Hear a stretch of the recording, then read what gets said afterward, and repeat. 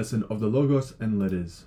My name is Liam, and just going to have a quick lesson getting to somewhere around down here, hopefully, in this lesson. So what we have just been looking at is the bedrock of epistemology, how things are known and how knowledge and all that works and their order.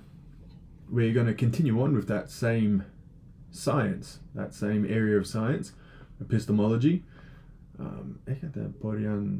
And it continues on really. So the seventh chapter of the categories has a lot to do with epistemology, as we can tell so far, and we're just going to wrap this up. So as you can see from what we learned in the last lesson, that the senses,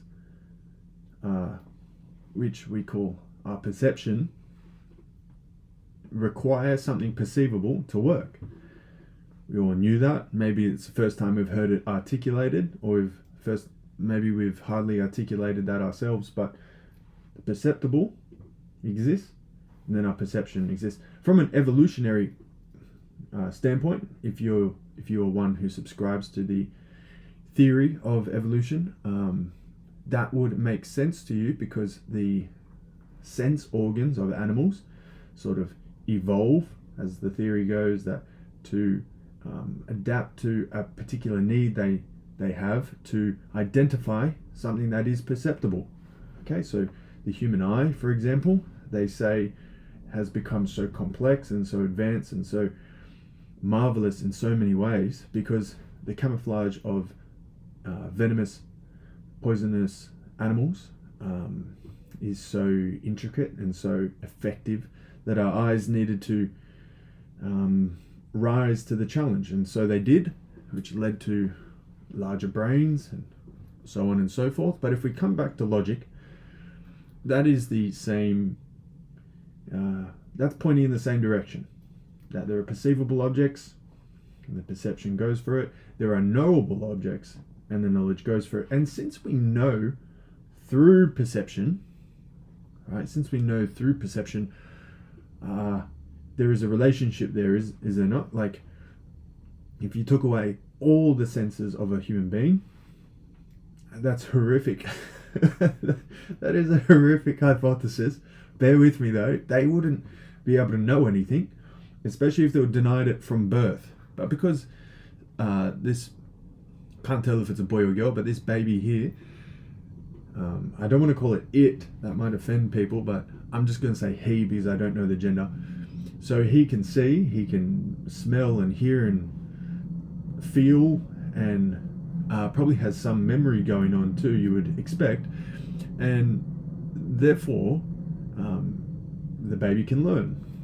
The baby can learn that the oranges taste sweet. The baby can learn the face of the mother, and remember the mother is learning language. Okay, it's whatever language she speaks.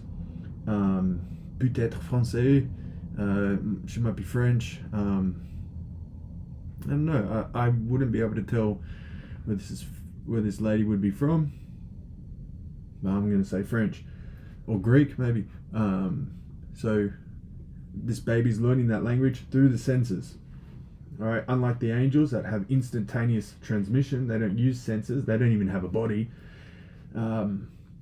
This baby's got to learn through its senses. So knowledge and senses are extremely interlinked. They're like crossed fingers. They are a helix. Okay, so let's continue on. Hagar aesthesis. So the senses. Peri soma kayen somatisin. Isin, they are. Translate to they are. Okay. So the senses, hagar aesthesis, that's plural. Concern or relate to the body, soma. You might have heard the English word somatic, right? Soma is the body. I believe it's means body in another language, like spoken in India or Nepal or something. Soma also means body, because they actually relate from maybe Sanskrit, however you say it, because they relate from the same original language. kai en soma teisin. So the senses are in the body. Eistei tu de anai recentos, anai raitai kai to soma. Ton gar eistei ton to soma. So he's got a bit of a logic chain here. He goes, body. I wanted that to go red. And he goes, senses are in the body. Red is senses, blue is body. If you destroyed the body, right, you also destroy the senses. Alright, so they go to este tu, so of a sense, having been destroyed, if the body is destroyed, then the senses are destroyed too. Tongar este ton to soma, because the senses are of the body, right? And the body is also the, what would you say, the locus or the place of the senses. So if, I don't know how that happened, but if that is destroyed, it goes too. If you took away the senses though, you wouldn't necessarily take away the body, especially if it was just independent. For example, some bodies don't even have senses, such as a rock. A rock doesn't have senses at all. It doesn't perceive anything. It doesn't have a mind that can compute the perception. And same with a piece of bark, or to a degree, you would say a leaf as well. But some people say that leaves do understand some things, such as this soma, the little mouths that they have. Ton garase ton to soma. Somatos de meontos anai raitai kai he estasis. Right, so he puts the nominative at the end, but what he's saying here is, if there was no body existing and they were destroyed, so too with the senses. Right, there would be, the senses would go, the perception would go with the bodies. Hoste sunai rei to esteton ten esteisin. Right, and the body is what we perceive too. Bodies are what we perceive. So this is the other side of the coin. Right, you have something that can be perceived. It is X. Okay, and our perception, Y, perceives it through some way. Maybe it's a smell, a sight, a taste, something you can touch. So if you took away from the universe all bodies whatsoever, then there'll be nothing to perceive, and you take away perception, which is an interesting idea. So it's a circle. You have bodies, you have senses that are in the bodies, and the senses that are in the bodies are perceiving bodies. So what is the be all and end all? What is the source and summit of senses? It's bodies. So if you took them away, senses go away too, which also counteracts the idea of perceiving as being. Some people say what is being perceived exists. Everything else that isn't being perceived doesn't exist. That's like a child playing peekaboo, closing their eyes and going, you don't exist anymore.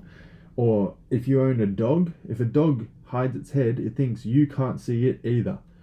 When they're guilty about doing something, they might close their eyes or hide their head, and they think that you don't exist either. So that's not the case.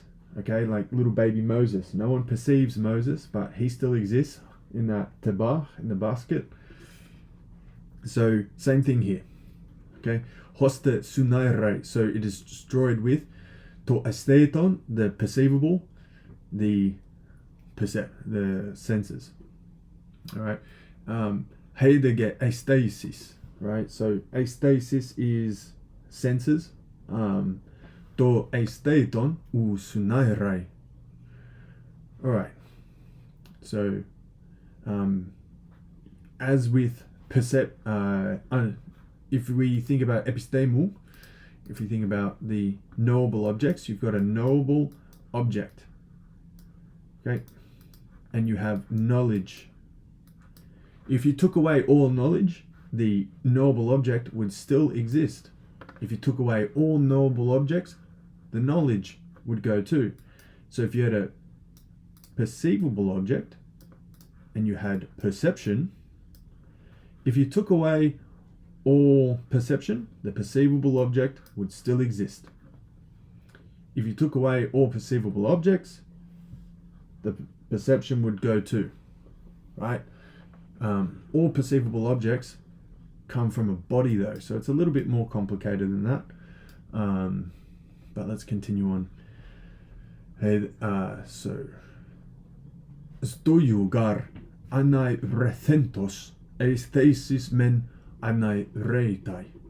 So if all living beings were destroyed, or perception would be destroyed too. That's understandable. Aestheton deestai. But there will still be perceivable objects. So if you took away all living things, there would still be perceivable objects, even though perception doesn't exist anymore.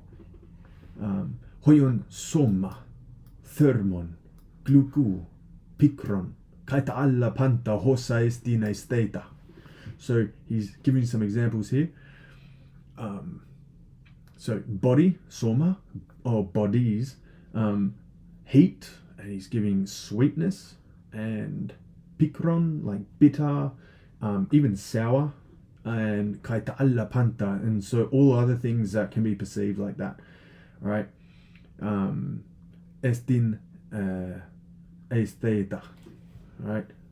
So these are all things that the senses or sensations can pick up. Okay, so eti hemen estasis hammatoi este tikui genetai.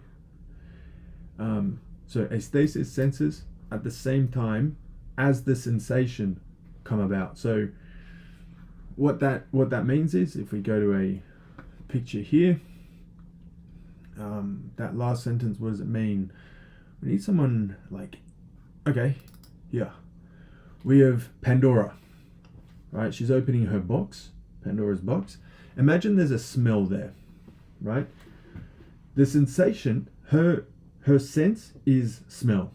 The sensation is the smell, right? Those two sort of happen at the same time in a way. So as soon as she smells something, the sense of smell is occurring. Like the doing and the thing occurs at the same time. All right, so it's not the case that someone far off knows it too, but just her. Okay, she's there. The statikoi is like is this missing puzzle piece that we've sort of touched on before, but they come about at the same time, like the doing of it and the sensation. Hamagar to stoyo genetai kai aesthesis.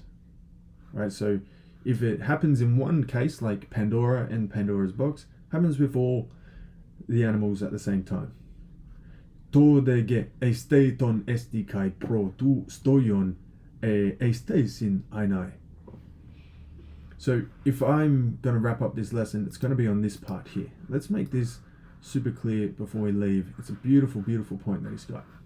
Clear all this up, and we'll finish off on on all of this stuff that he just spoke about.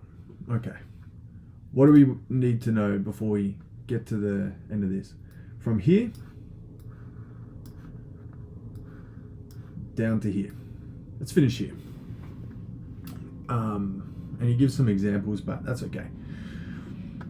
Eti heben aesthesis, so senses, hamma, the same time to the thing being sensed occurs. What that means is that when we want to say we have a sense, or that a sense exists, it exists at the same time as what it is sensing. Same with knowledge. If we have knowledge or an intellect, and there is something understandable, the both of them are existing like simultaneously. So if you removed one, if you removed the ability to perceive anything, that perceivable object wouldn't be being perceived. The key there is the verb.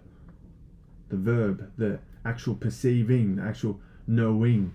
How does that come about? Comes about when two things are cooperating. That's probably the point. The verb of knowing, the verb of perceiving, the action of that in any particular substance happens when both pieces line up together, right? We've got something that can perceive. We've got something that can be perceived. They're interacting.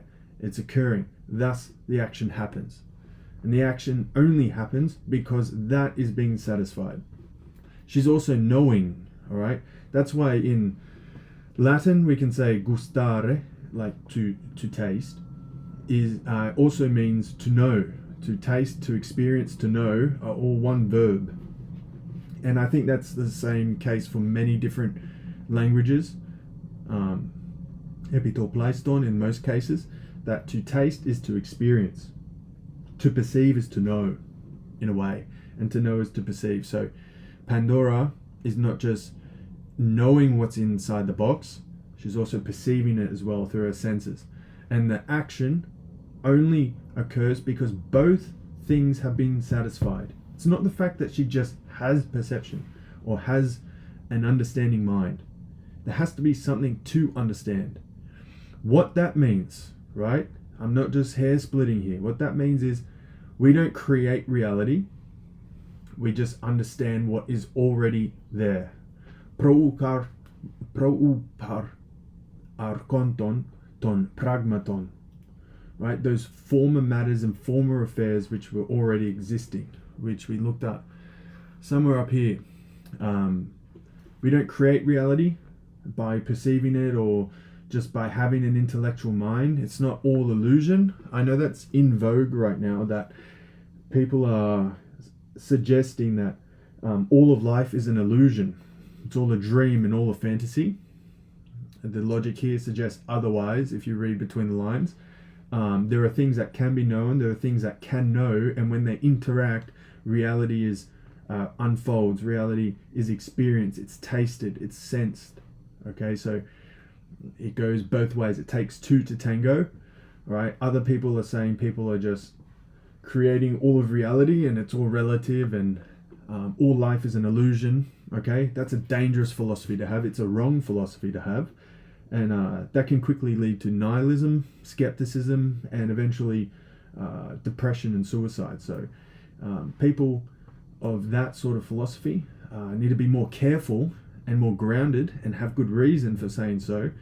Whereas we've just learnt that things like aesthetikoi, right, have led us to the conclusion that there are things knowable and things that can know, and there are things perceivable and things that can perceive, and they come together and truth is found, goodness is found, beauty is found. And just like Pandora, sometimes that's a bad thing. What we learn can be harmful or dangerous or even fatal, but sometimes it can be an absolutely beautiful thing, like Beatrice and Dante. Where are they? Beatrice and Dante. I don't know where they've gone, but we looked at their picture before. Or another beautiful thing, like Moses in the desert, right? Speaking to the angel of the Lord. Sort of an interpretation here. So I'll leave that there because that's sort of heavy philosophy and heavy logic. And then we will continue on next time. I hope you've enjoyed these lessons today. I have. It is a little bit more exciting than the correlative stuff that we were learning about previously. So I hope that has interested people a little bit more.